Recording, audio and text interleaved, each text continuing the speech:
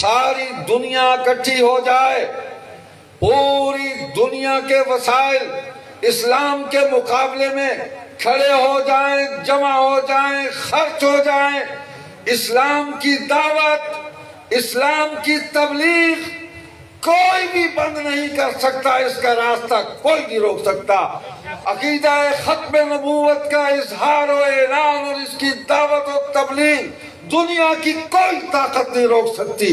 پورا عالمی استعمار اور اس کے گماشتے، وہ دیسی ہوں یا ولایتی ہوں، سب جمع ہو جائیں، ختم نبوت کا راستہ نہیں روک سکتے۔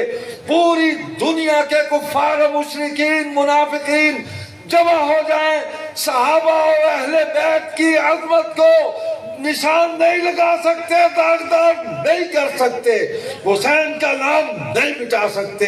حسین کے دشمنوں کا نام مٹ جائے گا، اہل بیت کے دشمنوں کا نام مٹ جائے گا، لیکن حسین کا نام قیامت تک تابندہ اور پائندہ رہے گا۔ قرآن زندہ رہے گا، ختم نبوت کا پرچم لہراتا رہے گا۔